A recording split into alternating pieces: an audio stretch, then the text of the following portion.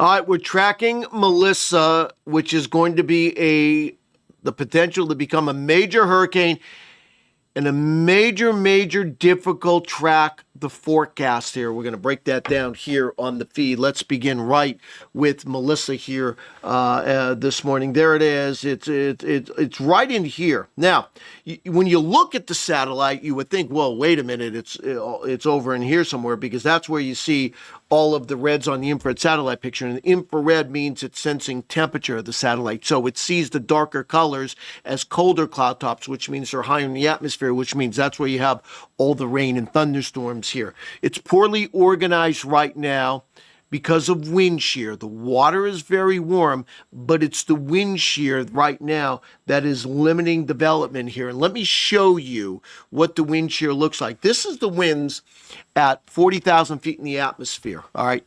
I like this. There's a lot of different other wind shear products, but I like looking higher in the atmosphere, so around 40,000 feet. And remember where Melissa is located. It's right around in here. And you see what's going on here? You see these winds? They're coming out of the west-northwest. So its winds are increasing aloft out of the west-northwest. And that's why this is poorly organized. I have a graphic that kind of illustrates what wind shear does. And here it is. And here's what happens. When you have light wind shear, what happens is that the winds are light, so the center of circulation, right, I'll put low pressure here, is what we call vertically stacked through a large depth of the atmosphere. And that's why when you're looking at a mature hurricane, you can look right down into the eye, because the center of circulation from the surface through the mid and upper levels is vertically stacked. That's how you get that when you get this, light winds aloft. But in this case, what's going on with Melissa? The winds are increasing with height. So what ends up happening is it gets tilted. And that's why right now, for Melissa, the center of circulation is over here, and all of the clouds and the showers and thunderstorms are off to the east. And when you get that wind shear, the storm can't organize. That's why the wind has not gone up at all over the last 24 hours here because of wind shear. Okay, so based on that, let's talk about the track really quickly. I'm going to come back to the track. I want to show it to you, then I want to show you wind shear, and we're going to come back to the track as we move forward here. So let me show you what this is going to look like as far as the wind shear or the track is going to be concerned here. So we have the forecast moving slowly to the north as we head toward tonight, tomorrow, and then into the weekend. This is 15 degrees north. This is 20 degrees north.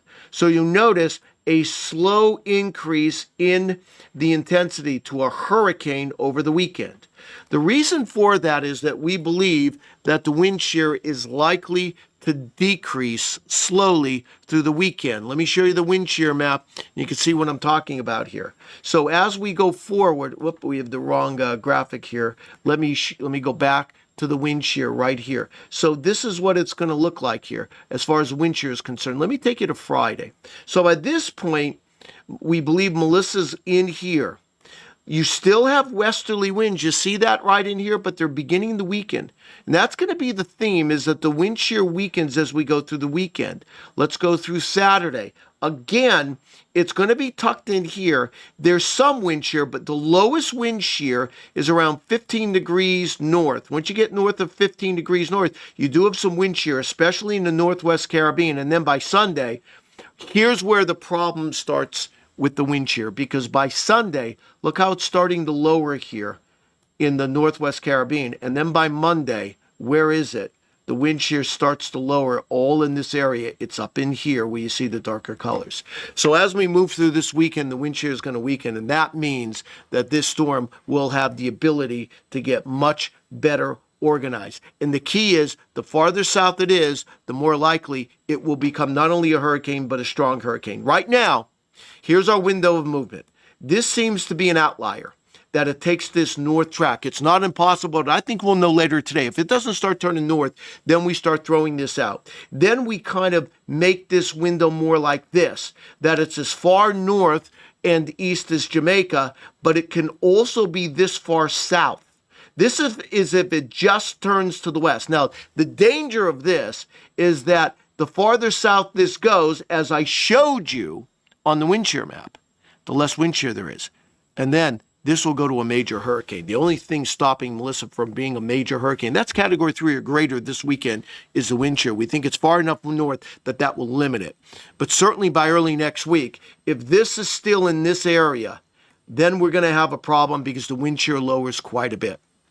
Right now, this is the worst case track for Jamaica. This would bring a tremendous amount of rain. Even if it takes this track like this, it would likely come up into here. So right now, no matter what scenario we look at, there's going to be a problem with catastrophic flooding in Jamaica. Now, next question is, can it get to the United States? And the answer is yes, but it's a very narrow pathway. Right now, talking to our long-range team, we think that early next week, Melissa's here. This dip in the jet stream appears to be far enough to the east that that would steer Melissa across Cuba and away from the United States. That seems more likely. However, if Melissa's over in here a little farther to the west and this jet stream is in here with the axis toward Louisiana, that gives us a pathway into South Florida. Now, that doesn't seem likely at this point, but I'll tell you what, we can't rule it out. No matter what, though, the areas that seem to be headed for the catastrophic impacts from Melissa are Jamaica, and then middle part of this week, especially if this track verifies, it's going to be the central and southeastern part of Cuba, because by then, Wednesday and Thursday next week, this will probably be a major hurricane. And that's the concern we have on the feed.